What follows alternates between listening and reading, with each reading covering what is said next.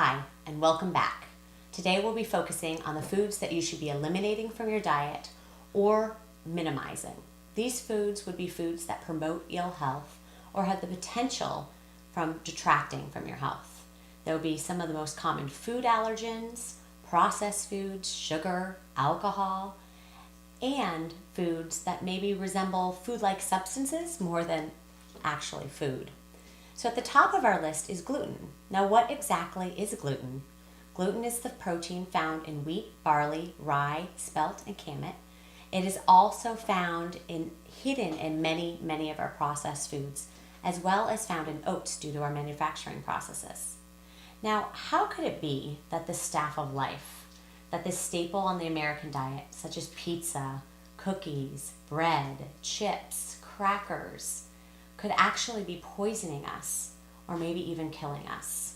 Now, to many people's eyes, this whole gluten-free trend looks like, is it really a trend or is it something bigger? But for practitioners such as myself who deal with chronic, unresolved health symptoms and issues with patients and clients, it's merely way more than a trend. Gluten, in my eyes, has created damage of epidemic proportions. In this article in the New England Journal of Medicine, it states that gluten can cause up to 55 different diseases. It can cause almost nearly every autoimmune disorder, everything from Hashimoto's to multiple sclerosis to lupus to rheumatoid arthritis. It's as wide-reaching with neurological symptoms such as migraines, peripheral neuropathy, and even epilepsy, depression, bipolar disorder, and schizophrenia. It's been linked to autism, ADD, ADHD, as well as many skin disorders, and even heart disease and cancer. Now, why has gluten sensitivity or celiac disease become so prevalent? Well, there's a couple of different reasons. One has to do with our genetic adaptation. For close to 2.5 million years, we have been roaming as human beings. For the last 10,000, we have been consuming grains. That's only about less than 1% of our human history. We have been consuming grains. Wheat was only introduced into Europe in the Middle Ages, and it is now said that 1 out of every 3 individuals in Europe actually carries a celiac gene. Now, that also explains why it's so predominant in the United States, considering our European heritage and history. Now, gluten sensitivity is now as wide-reaching as 30% of the US population. The second has to do with the actual gluten content in our food. We have created super gluten. It's gluten that makes our huge, enormous bagels and the fluffiness of Wonder Bread.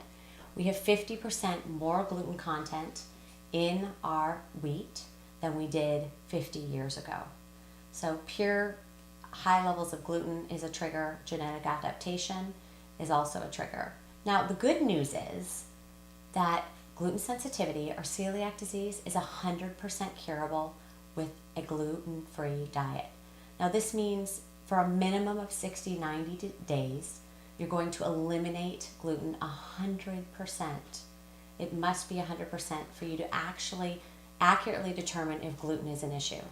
The Journal of Neurology stated that even minute traces of gluten and cheating, which would be considered up to 1 time per month, can cause an enormous immunological response for up to 6 months in the body. Inflammation in the body. We're trying to eliminate it. We're trying to heal the body. We're trying to heal the digestive tract and eliminate disease. And this is one of the best ways to do it. We have seen remove it, and we have seen profound changes in individuals' health. Now, we're not saying all these diseases are simply caused by gluten, but if you have any chronic, unresolved health issues or any of the diseases that I listed, why not try it? It's painless. Now, it's not that, is it hard? Not really. It just takes a little education, which is what we're trying to provide for you today.